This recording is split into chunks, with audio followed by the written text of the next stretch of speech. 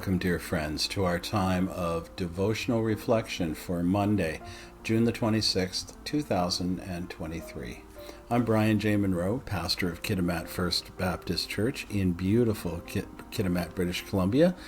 You might think that's just routine me saying that, but we have been having just an absolutely sparkling, stunning spring. And now we're in summer, and it's equally gorgeous. But it's always a beautiful place here in the mountains by the ocean. Now, we're following John MacArthur's devotional book, Drawing Near, Daily Readings for a Deeper Faith. And today's entry is entitled, Manifesting a Faith That Works. From the book of James, we read the following, chapter 2, verse 14 and verse 24. What good is it, my brothers and sisters, if someone claims to have faith but has no deeds? Can such a faith save them? You see that a person is considered righteous by what they do, and not by faith alone. Our main thought for today is true faith produces good works. Pastor MacArthur writes, many false teachers claim that you can earn your own salvation by doing good works. Most Christians understand the heresy of that teaching, but some become confused when they read that a man is justified by works and not faith alone, which we just read from the book of James. That seems to conflict with Paul's teaching on salvation by grace through faith. But when properly understood, James's teaching on salvation is perfectly consistent with Paul's.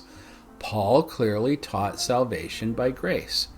In Ephesians chapter 2, verses 8 and 9, he says, by grace you have been saved through faith, and that not of yourselves, it is the gift of God, not as a result of works, that no one should boast.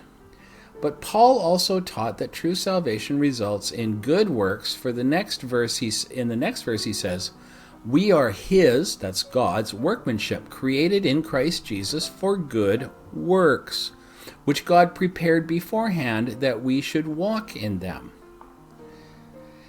In the book Titus, chapter 3, verse 5, Paul, which is the letter to Titus, which Paul wrote, Paul says that God saved us, not on the basis of deeds, which we have done in righteousness, but according to his mercy.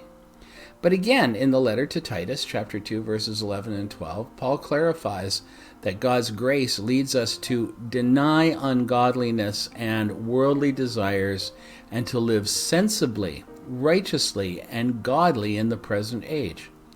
That's the proper balance between faith and works. Now, James also taught salvation by grace. He said that God redeems sinners by the word of truth and implants his word within them to enable them to progress in holiness. You can read that in James chapter 1, verse 18 and verse 21. That's a divine work, not a human effort. And then in James chapter 2, verses 14 to 24, he follows up that by telling us how we can know that this work has taken place. There'll be more than just a proclamation of faith. There will be a faith that does good works. I'm going to read that passage from James chapter 2, from verses 14. No, I won't. I'll let you read that. You read that. It's 10 verses, so take the time. Don't be confused by how faith relates to good works. Put the two together by being a living testimony to God's saving grace. Let me say, from my own words parenthetically, have faith. Be saved by grace. Do good works in response to that saving. Friends, as always, I thank you so much for spending just a few minutes listening to this devotional reflection. I'm thankful for John MacArthur and his clear-minded thoughts and writing, and it's a pleasure to read these to you. I've placed his suggestions for prayer and for further study in the description portion of this video so that you can follow up with that. So pray as he suggests and do the reading that he suggests. It will help broaden and deepen your understanding of these ideas which are critical to your life as a disciple in Christ. And until we can be together again tomorrow to hear another devotional reflection from Pastor MacArthur, I bid you go in the peace of the Lord.